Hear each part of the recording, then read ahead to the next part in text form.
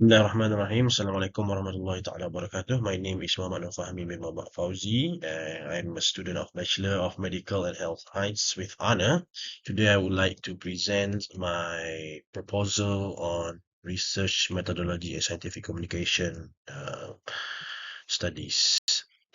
Okay, background of my research proposal. Tuberculosis is one of the leading infectious diseases which is causes death worldwide. This is according to WHO in 2023.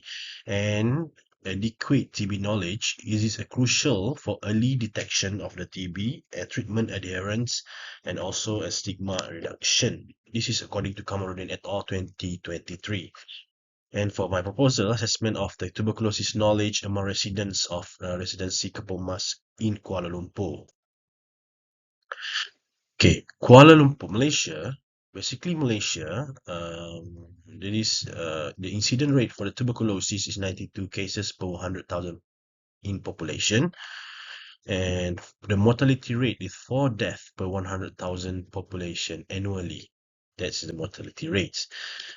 In the urban high-density area like residency, Kepomas face an increase of TB transmission risk.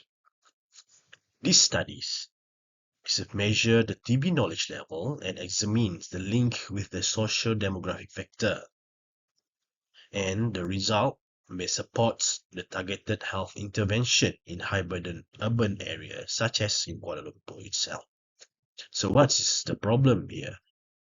In Kuala Lumpur, 1,620 cases on average in 2022 to 2024 reported in National TB Registry. And from these cases, Kepong has the highest district recorded with the highest TB cases. This is a very alarming situation. And despite the National TB Awareness Campaign, knowledge gap persists in urban communities. Prior study report misconception. There is also reported that TB caused by the smoking, food and sharing. This is the misconception that has been reported in the studies. And no localized data for residency Kepomas, which is the knowledge level remain unknown. So what's the question here? What's the question that we are trying to find out? First, what is the level of the knowledge about the tuberculosis among residents of residency Kuala Lumpur, Kepomas, Kuala Lumpur? First. And the second is there any relationship between the level of tuberculosis knowledge and the selected demographic data within those uh, those chosen in residency Kepomas, chosen resident? So we must set the objective. The objective generally is to assess the level of tuberculosis among residents of residency Kepomas, Kuala Lumpur and its association with the selected social demographic factor. And to be specific about the objective is to determine what is the level of tuberculosis knowledge among the resident of residency Kepomas, and second is to examine the relationship between the tuberculosis knowledge level and selected socio-demographic variable among the residents. So this is my conceptual framework. A conceptual framework basically is a framework illustrate the expected relationship between the variable. The independent variable in the study is the demographic, as you can see at the left side, while the dependent variable is the level of the TB knowledge, as you can see in the right side. Okay, the demographic is as usual, age, gender, ethnicity, marriage status, education level, and so on. While the knowledge level is about what we will be asking about is general knowledge, mode of transmission of TB itself, TB symptom prevention, and the treatment. This is the dependent variable. Okay.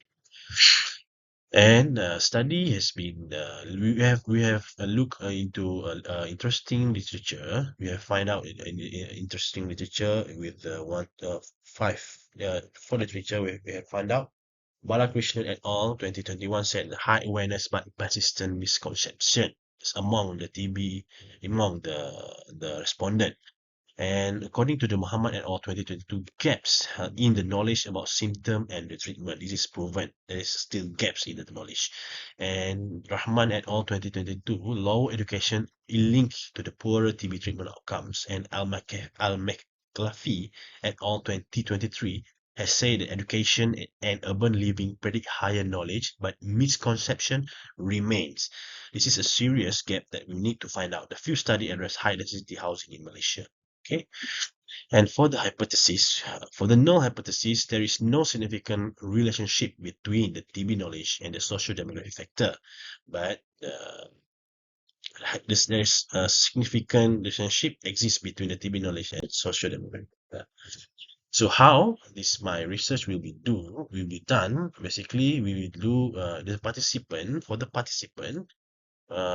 We choose there is 20,000 population in the residency Kepomas. From the population, we will be using the RASOF calculator, and then with the 95 confidence level, 5% margin error, and 50% distribution, we come up with the 377 sample size that will be collected to represent the 20,000 population.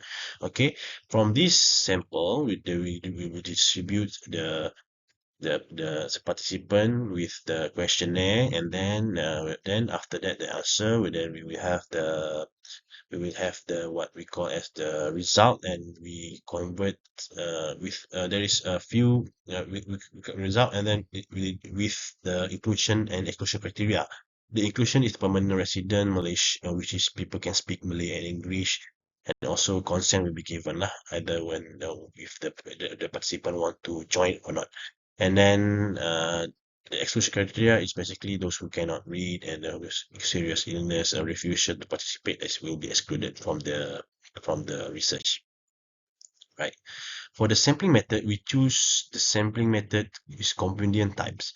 Convenient sampling was deliberately chosen because on practicality and difficulty in assessing a complete resident registry. That's why we choose the convenient sampling methods.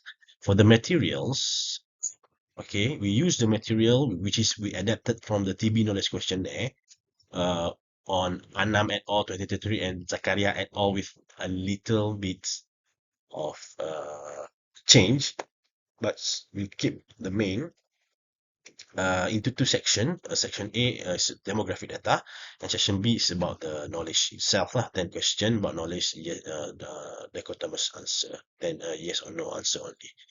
Okay, about the general knowledge, transmission, symptom, and prevention and treatment. Okay, from that, then we convert the score to 0 to 4, low, considered as low, and those who get 5 to 8, we consider as moderate, and 9 to 12 to consider as good. Okay, this is the questionnaire, example of the questionnaire. This is the demographic data, demographic area, which is the we fill up, and then this is the questionnaire. We will answer yes or no only. Okay, and for the procedure, for the ethical consideration, approval from resident association must be sent before we do we send the questionnaire. We must have the approval from the resident itself. This is for the ethical. And for the consent and confidentiality, we will use Google Form shared by a Telegram. But there must be a consent before each of the participants want to participate with the questionnaire. And the questionnaire we will not collect their names, we will add their IC and then any personal details because for the confidentiality. And then for the pilot study will be tested with the 30 participants before main survey. Before the real one, we must do the pilot test. Okay, the statistic will be used for this research. Basically, we're using the SPSS version 29.0 for window, and then we do the descriptive analysis first. We look for the frequency, the percentage, the means, and then we do the differential statistic. We use by using chi-square to examine whether there is a relationship with the selected demographic with the knowledge level. And we use the significant p-value 0.05 if there is no if we have the result from the chi-square less than 0.05, meaning that this is a significance. And then this is my Gantt charts from proposal writing up to the final report submission.